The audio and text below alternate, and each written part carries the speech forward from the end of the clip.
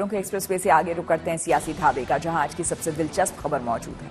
महाराष्ट्र की सियासत में मुख्यमंत्री पद को लेकर महायुति में खींचतान जारी है। महायुति ने 288 विधानसभा सीटों में से 235 सीटें जीतकर सबको चौंका दिया है, लेकिन बड़े बहुमत के बाद भी मुख्यमंत्री को लेकर कोई फैसला नहीं हो सका। अब सवाल उठ रहा है कि आखिर महायुति में मुख्यमंत्री को लेकर कहां पेच फंस गया है। क्या महायुति के घटक दल यानी कि बीजेपी, शिवसेना और एनसीपी के बीच मुख्यमंत्री पद को लेकर कुछ खटपट चल रही है, या फिर किसी फॉर्मूले के जरिए महायुति में इस मुद्दे को लेकर रास्ता तलाशा जा रहा है?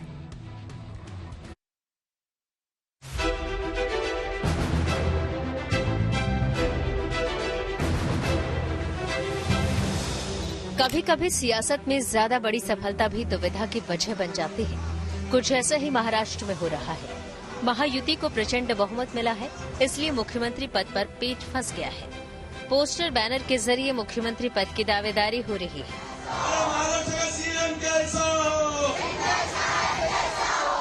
उदाहरण भी अपने अपने हिसाब से देखे और दिखाए जा रहे हैं। शिवसेना शिंदे गुट को बिहार वाला फॉर्मूला चाहिए। बिहार के पैटर्न पर एकनाथ शिंदे को फिर से मुख्यमंत्री बनाने का दावा ठोक दिया। बीजेपी के नेता कह रहे हैं कि जिसकी सीटें सबसे ज्यादा हैं, इस बार मौका उसे ही मिलना चाहिए। जिस तरह से भारतीय जनता पार्टी ने बिहार में संख्या बल देखा नहीं, लेकिन छोटी पार्टी है, उसको बड़ी करने के लिए नीतीश कुमार को सीएम पद दिलाया, वैसे ही एकनाथ शिंदे साहब को सीएम पद मिलेगा, यह हमें विश्वास है। वैसा मुझे भी लगता है, मेरी पार्टी की भी भूमिका है कि हमारे देवेंद्र जी महाराष्ट्र के मुख्यमंत्री हो, लेकिन महायुति का मुख्यमंत्री होगा, तीनों पार्टी में समन्वय होकर मुख्यमंत्री होगा और हमारा केंद्रीय नेतृत्व इस विषय पर आखिर शिक्कामोर्तब और तय करेगा। जिनके नाम मुख्यमंत्री पद के दावेदार के तौर पर सामने आ रहे हैं, वो खुद कुछ नहीं कह रहे, पर उनके समर्थक कुछ भी कहने से गुरेज नहीं कर रहे। बड़ी जीत के बाद हर खेमे के समर्थकों का जोश हाई है। आज लाड़की बहन योजना से जुड़े एक कार्यक्रम में एकनाथ शिंदे पहुंचे तो उन्हें मुख्यमंत्री बनाने के नारे गूंजने लगे। शिंदे के कुछ समर्थक तो उन्हें मुख्यमंत्री बनने की कामना लेकर सिद्धिविनायक के दर तक पहुंच गए। हमारे इतने बड़ी संख्या में विधायक है, तो भारतीय जनता पार्टी के नेता को राज्य का नेतृत्व करने का अवसर मिले, ऐसा लगना ये बड़ी स्वाभाविक बात है, इसमें कुछ गलत नहीं है। एक तरफ जहां बीजेपी की तरफ से भी आवाजें उठ रही हैं, तो कोई कोर कसर शिवसेना की तरफ से भी नहीं है। वहां के भी कार्यकर्ता चाहते हैं कि शिंदे साहब दोबारा बने। कि ये बहुत ही स्वाभाविक बात है, उनको भी लगेगा, हमको भी लगेगा, और तीसरे कोई है तो उनको भी लगेगा।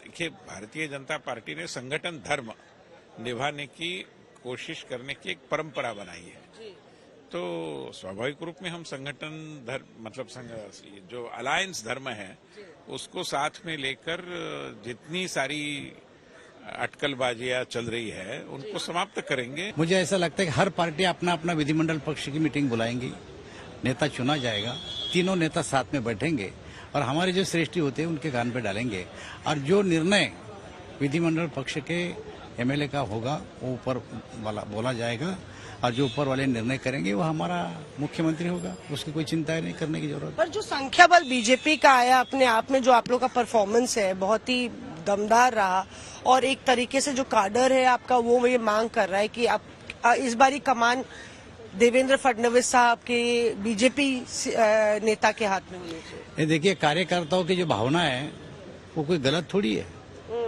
एक कार्यकर्ता के रूप में तो मेरी भी भावना वही है कि भाजपा का मुख्यमंत्री बनना चाहिए।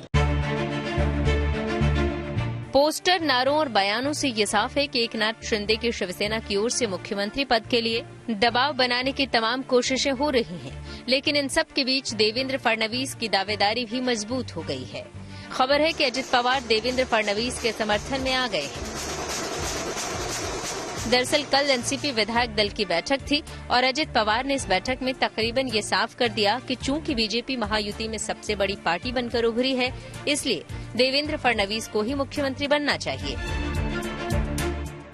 Bharatiya Janata party has got 132 MLAs and they are the largest party. They were also the largest party in the outgoing coalition. Now that's all right. There's no real issue. There's not going to be any fight. Let people speculate. Discussions will take place and some formula will be worked out.